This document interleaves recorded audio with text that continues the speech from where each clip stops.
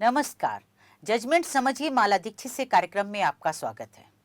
आज मैं चर्चा करूंगी अदालतों में एआई के प्रयोग पर। अदालतों में एआई का प्रयोग होगा और होने भी लगा है अनौपचारिक रूप से। बहुत सारे वकील जो हैं वो ड्राफ्टिंग में या अन्य तरीके से एआई का प्रयोग कर रहे हैं। लेकिन अब जो हम आज बात करेंगे वो ये है कि औपचारिक रूप से अदालतों में, देश की सारी अदालतों में, सुप्रीम कोर्ट से लेकर के निचली अदालतों तक में एआई का प्रयोग होगा, और होगा तो कैसे होगा, उसमें क्या मान्य होगा, क्या मान्य नहीं होगा, और अगर वकील एआई का प्रयोग करते हैं तो उन्हें के लिए क्या शर्तें होंगी। ये सारी बातें जो हैं वो आज रेलेवेंट हो गई हैं और इसी पर मैं चर्चा करूंगी, क्योंकि सुप्रीम कोर्ट ने अदालतों में एआई के प्रयोग पर ड्राफ्ट रेगुलेशन 2026 जारी कर दिए हैं। ये बहुत सारे विस्तृत नियम कानून उसमें दिए गए हैं और उस पर सुप्रीम कोर्ट ने सभी स्टेक होल्डरों से और आम जनता से सुझाव आमंत्रित किए हैं। तो आज हम उन्हीं ड्राफ्ट जो रूल जारी हुए हैं उन पर चर्चा करेंगे और हमारे साथ चर्चा के लिए स्टूडियो में मौजूद हैं सुप्रीम कोर्ट के जाने माने वकील विराग गुप्ता जी। और विराग जी के बाद में मैं एक बात और बता दूं कि इन्होंने डिजिटल कानूनों के समृद्ध भारत पर एक पुस्तक भी लिखी है और ये लंबे समय से जो डिजिटल कानून हैं और जो अदालत में एआई के यूज है इस पर काम करते चले आ रहे हैं। तो आज हम इन्हीं के साथ बात करेंगे। विराग जी, आपका स्टूडियो में बहुत बहुत स्वागत है। और आप सबसे पहले तो हमारे दर्शकों को ये बताइए कि जो सुप्रीम कोर्ट ने रेगुलेशन 2026 जारी किए हैं वो क्या है, उनमें क्या कहा गया है? देखिए माला जी, सबसे पहले तो ये बहुत ही एक अच्छी बात दो तरीके से है कि विज्ञान और तकनीक का इस्तेमाल होना चाहिए, और दूसरी बात ये कि जनता से उन्होंने सुझाव मांगे। सामान्यतः ऐसा नहीं देखा जाता कि जुडिशरी से जुड़े विषयों पर जनता से सुझाव मांगे जाएं। और इस बारे में मैं आपकी बात बोलूं उसके पहले प्रधानमंत्री मोदी जी ने गुवाहाटी हाई कोर्ट के प्लेटिनम फंक्शन में, जुबली फंक्शन में, उन्होंने बोला था कि एआई के इस्तेमाल से किस तरीके से अंडर ट्रायल्स की रिलीज हो सकती है, जेलों में जो बंद कैदी हैं उनको छोड़ा जा सकता है, और आम जनता को जल्द न्याय मिल सकता है, क्योंकि जनता को न्याय मिलना एक संवैधानिक अधिकार है। तो एआई के इस्तेमाल को उसी तरीके से देखने की आवश्यकता है। तो अब जो ड्राफ्ट, ये जो नियम जारी हुए हैं, एक एआई कमेटी बनी थी, उस एआई कमेटी के हिसाब से बनाया गया है। अब उसमें ये सुप्रीम कोर्ट में जब लागू होंगे तो जब चीफ जस्टिस साहब इसकी नोटिफिकेशन जारी करेंगे, हाई कोर्टों में संबंधित हाई कोर्ट के चीफ जस्टिस को करना पड़ेगा, और उनके जो डिस्ट्रिक्ट कोर्ट्स हैं और जो ट्रिब्यूनल्स हैं उनमें भी लागू होंगे। तो एआई के इस्तेमाल को औपचारिक मान्यता देने वाला ये पहला एक विस्तृत नियमावली है। लेकिन संसद में सरकार ने जो जवाब दिए थे और जो ई कोर्ट प्रोजेक्ट्स हैं उसके अनुसार एआई का इस्तेमाल सुप्रीम कोर्ट में बहुत पहले से हो रहा है। अच्छा, लेकिन एक चीज जरूर आप हमें बताइए कि जो आज सुप्रीम कोर्ट ने ड्राफ्ट रूल जारी किए हैं उसमें कई चीजें कही गई हैं। सबसे बड़ी खास चीज है जो लोगों के मन में आते हैं सवाल कि भाई एआई आ जाएगा तो जज साहब कहीं ऐसा ना हो कि मैकेनिकल हो जाए न्याय। तो सुप्रीम कोर्ट के ड्राफ्ट रूल में कहा गया है कि नहीं, जो न्यायिक प्रक्रिया है उसमें इंसान की अहमियत रहेगी, यानी अंतिम फैसला किसी को सजा दी जाएगी, किसी को छोड़ा जाएगा, या जो भी फैसला, दीवानी भी फैसला होगा तो वो फैसला, निर्णय जो है वो जज साहब ही करेंगे, एक इंसान ही करेगा। एआई उनकी जगह नहीं ले सकता है। ये बात आज बहुत क्लियर कर दी गई है इन ड्राफ्ट रूल्स में। और दूसरी चीज उसमें कही गई है कि जो एआई है वो सिर्फ एक सहयोग करने वाला माना जाएगा, एक सलाहकारी के रूप में काम करेगा, ना कि वो जुडिशियल पर्सनालिटी की तरह। आप इस पर क्या कहेंगे? देखिए, बिल्कुल सही बातें लिखी गई हैं और क्लास 20 में इस बारे में प्रावधान है कि एआई का किन किन चीज़ों में इस्तेमाल नहीं हो सकता है। लेकिन एआई के इस्तेमाल, चूँकि आपके कार्यक्रम को आम जनता से जुड़े लोग देखते हैं, तो हमें पहले जुडिशियल जो एक पिरामिड है उसको समझने की ज़रूरत है कि 4 खंभे हैं, और उन 4 खंभों में सबसे बड़ा खंभा है जनता, जिसके न्याय के लिए पूरी बात की जा रही है, जिससे जुड़ी बातें हैं, और उसी के एक सेंसिटिव पर्सनल डेटा की बात की जा रही है, क्योंकि जुडिशरी में जो डेटा है वो जनता का डेटा है। दूसरे जो दूसरा बड़ा खंभा है वो खंभा है हमारे वकील। तो वकीलों का जो एक रेगुलेशन होता है वो बार काउंसिल करती है, एडवोकेट एक्ट के हिसाब से करती है, और उसके बारे में अभी बार काउंसिल ने एक नया स्पष्टीकरण जारी किया है। तीसरा जो बड़ा खंबा है वो है न्यायिक प्रशासन। तो न्यायिक प्रशासन में एआई का कैसे इस्तेमाल किया जाए, मोटे तौर पे ये जो ड्राफ्ट रेगुलेशन उसी दिशा में संकेत देते हैं। और चौथा है जज। तो जज जो फैसला करेंगे तो वो फैसला मानवीय बुद्धि और विवेक से होगा, उसमें एआई का इस्तेमाल नहीं होगा। तो ये चौथी बात है। तो जब इन चारों खंभों को हम मिला करके देखते हैं तो एआई के बारे में जो इसमें एक विस्तार से लिखी गई बातें हैं, तो उसमें मुझे मोटे तौर पे दो बड़े सवाल खड़े होते हैं। पहला बड़ा सवाल ये खड़ा होता है कि ये जो नियम हैं ये बाध्यकारी कैसे होंगे। इसके लिए ज़रूरी है कि ये पता रहे कि सुप्रीम कोर्ट जो नियम है, सुप्रीम कोर्ट रूल्स 2013, उसके किस प्रावधानों के तहत इन्हें जारी किया जाएगा। और दूसरा, संवैधानिक व्यवस्था के अनुसार हाई कोर्ट, सारी हाई कोर्ट अपने आप में इंडिपेंडेंट हैं, वो कॉन्स्टिट्यूशनल बॉडीज़ हैं और उनके अंडर में डिस्ट्रिक्ट कोर्ट्स हैं। तो सुप्रीम कोर्ट के ये जो ड्राफ्ट नियम हैं ये हाई कोर्टों में कैसे बाध्यकारी होंगे, मुझे लग रहा है कि ये दो बड़े अहम सवाल हैं। अच्छा, इसमें एक चीज और कही गई है जिस पर आम जनता का बहुत ज्यादा ध्यान रहता है कि जो वकील एआई का प्रयोग करेंगे, अभी कुछ विदेशों के कोर्टों के भी इंस्टांसेस आए हैं जिसमें एआई जनरेटेड सारी चीजें दी गई हैं और उसको कोर्ट ने फिर मना किया है।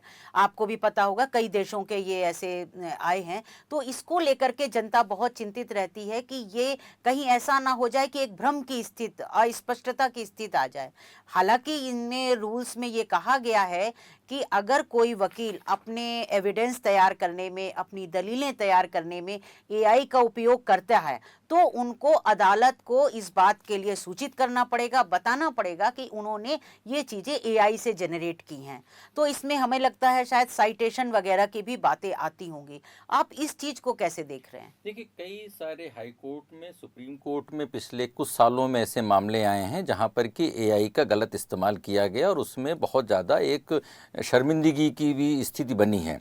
और अभी बार काउंसिल ने कुछ जो नए अभी उन्होंने इंस्ट्रक्शंस जारी किए हैं उसमें उन्होंने बोला है कि ड्राफ्टिंग के बारे में, लैंग्वेज रिफाइनमेंट के लिए, समरी बनाने के लिए, इंडेक्सिंग के लिए, आइडेंटिफिकेशन जो एरर्स हैं उसकी गलतियों के लिए, तो ड्राफ्टिंग को जैसे हम गूगल का इस्तेमाल करते हैं रिसर्च के लिए या वर्ड का इस्तेमाल करते हैं, माइक्रोसॉफ्ट का इस्तेमाल करते हैं हम ड्राफ्टिंग के लिए, उसी तरीके से एआई का इस्तेमाल करना पड़ेगा। लेकिन बार काउंसिल ने दो महत्वपूर्ण बातें बोली हैं। उन्होंने पहली महत्वपूर्ण बात ये बोली है कि एडवोकेट एक्ट्स के तहत वकील की जिम्मेदारी है। तो अगर वो एआई का इस्तेमाल कर रहे हैं तो एआई को जिम्मेदार नहीं ठहराया जा सकता है, क्योंकि कानून के सामने वकील की जिम्मेदारी है। इसलिए उन्हें इस बात को देखना है कि अंतिम जिम्मेदारी वकीलों की है। दूसरी महत्वपूर्ण बात उन्होंने ये बोली कि एआई के बारे में अभी भारत में कोई कानूनी व्यवस्था नहीं है। यहाँ से आकर के उन बातों को देखना पड़ेगा कि जब सुप्रीम कोर्ट के ड्राफ्ट नियम हैं और उनमें बोला गया है कि इन नियमों के पालन के लिए इंफॉर्मेशन टेक्नोलॉजी एक्ट और जो हमारे डेटा प्रोटेक्शन जो लॉ है जो जो संसद ने 2023 में बनाया था, उनके हिसाब से चीज़ें होंगी। लेकिन संयोग से या दुर्योग से जो डाटा सुरक्षा कानून है उसके नियम अभी नोटिफाई हुए हैं लेकिन लागू नहीं हुए हैं। तो ये एक विचित्र स्थिति है और इस बारे में नीति आयोग के पूर्व सीईओ अमिताभ कांत ने भी बोला था कि हमारा डेटा अमेरिका जा रहा है, उसके इस्तेमाल से वहाँ पे बड़े बड़े जो एलएलएम बन रहे हैं। तो हमारे डेटा की सुरक्षा का जब भारत में कानून नहीं है और जब इन नियमों में दो तरह की डेटा की बात की जा रही है, सेंसिटिव पर्सनल डेटा और दूसरा बात की जा रही है सेंसिटिव जुडिशियल डेटा, तो सेंसिटिव जुडिशियल डेटा या सेंसिटिव पर्सनल डेटा दोनों को दुरुपयोग नहीं हो, दोनों का एआई गलत इस्तेमाल नहीं करे, तो अगर इस्तेमाल करेगा तो उसकी रोक कैसे लगेगी, उस बारे में मुझे लग रहा है कि नियमों में स्पष्टता का अभाव है। अच्छा विराग जी, जहां तक मैंने देखे हैं नियम, इसमें एक चीज और दी गई है, एक पॉइंट वो दिया गया है रेमेडियल एस्पेक्ट, यानी अगर कुछ हो जाता है तो उपचार, सुरक्षा उपाय क्या है। उसमें ये लिखा है कि जो कॉम्पिटेंट अथॉरिटी होगी सुप्रीम कोर्ट की ही बनेगी और उसको शिकायत भेजी जाएगी कि ये भाई एआई का गलत इस्तेमाल हो गया है।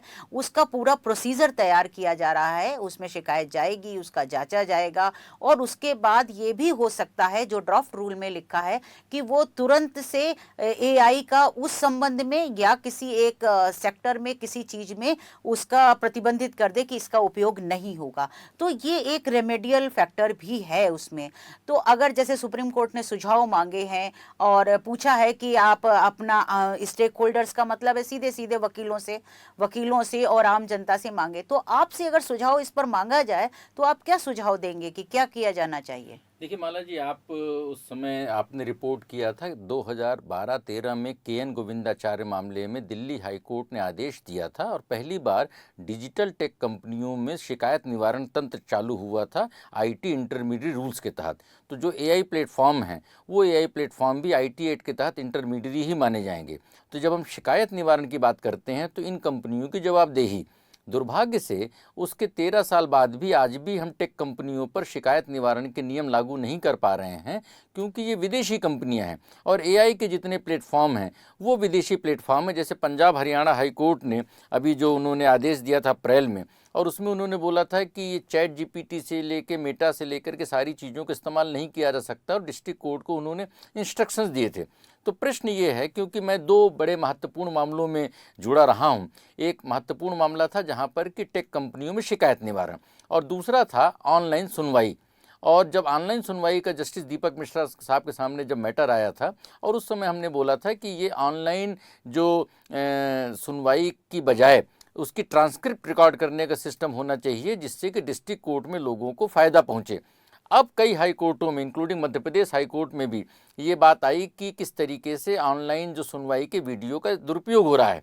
और अभी ये जब केजरीवाल वाला मामला भी आया, उस मामले में भी ये हुआ कि भाई वीडियो का गलत तरीके से इस्तेमाल किया जा रहा है।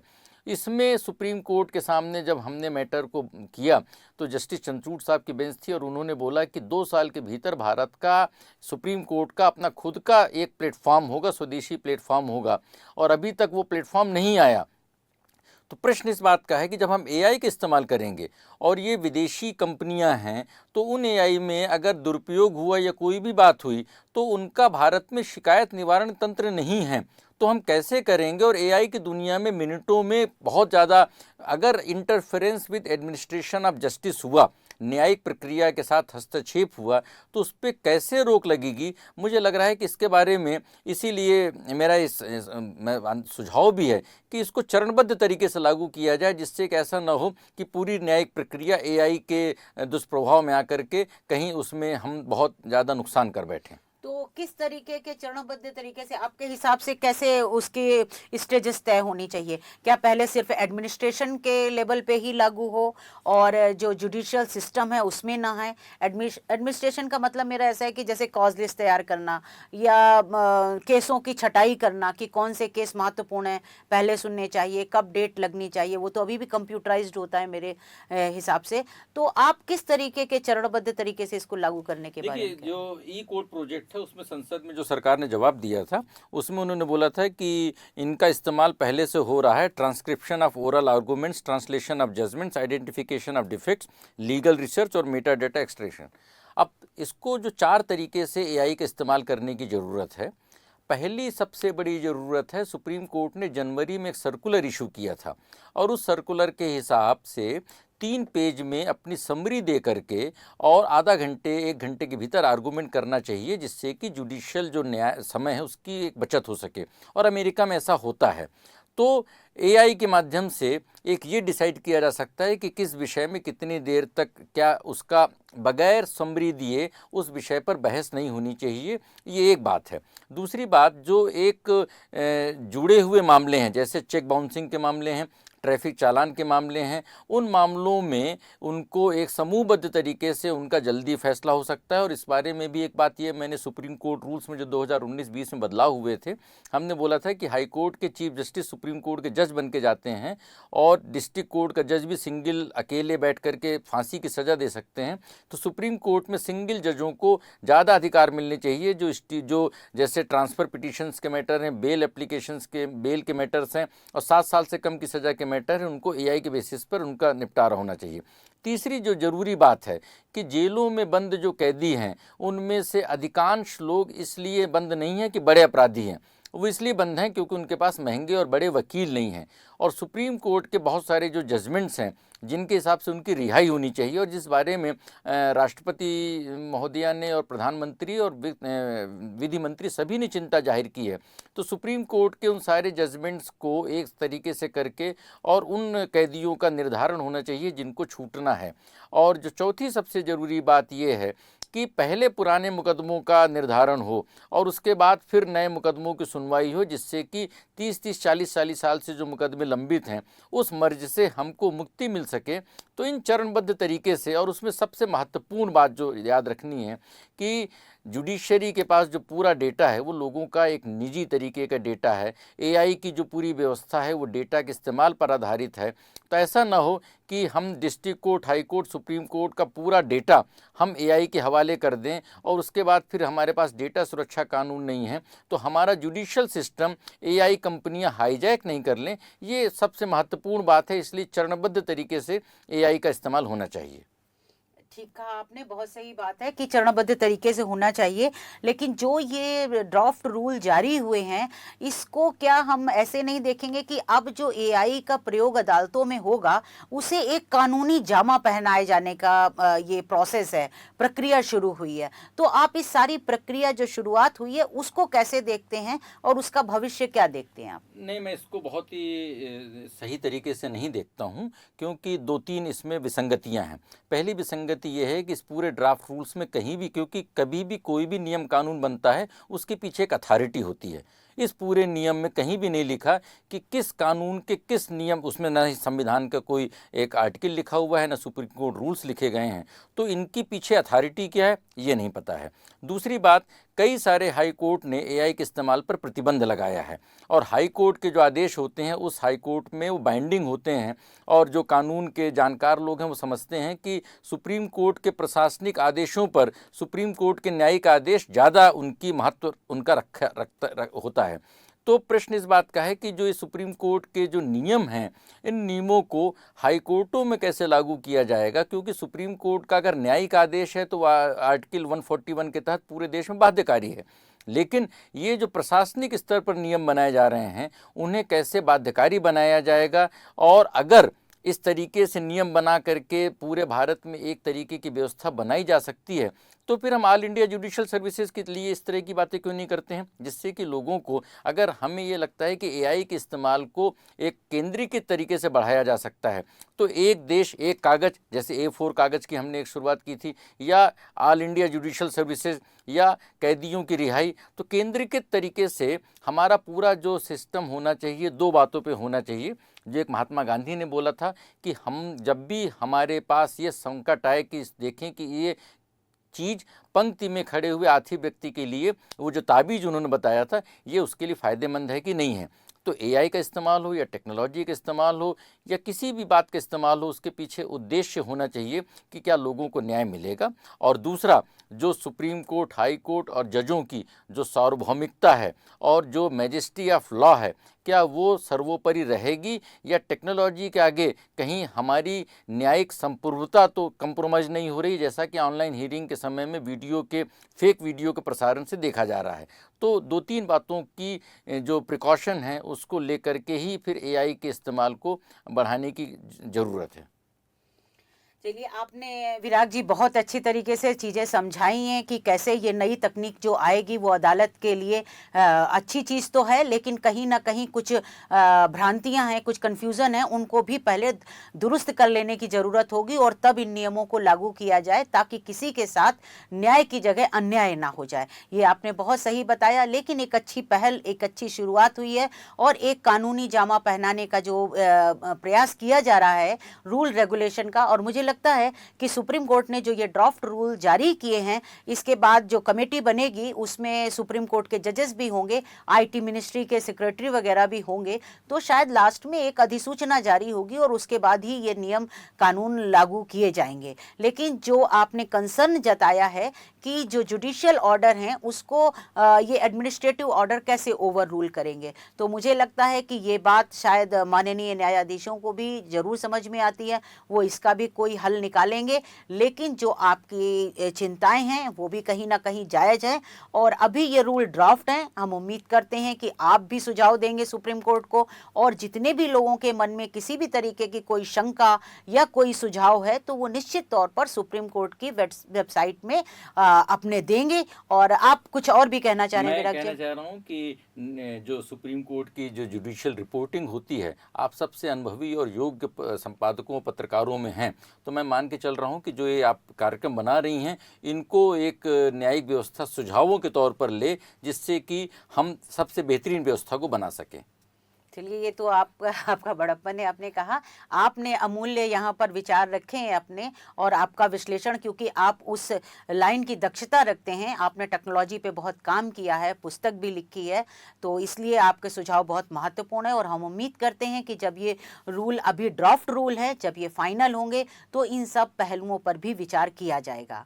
तो आप आज हमारे साथ जुड़े और आपने इतनी अमूल्य बातें दी, जानकारियाँ दी, इसके लिए बहुत बहुत धन्यवाद।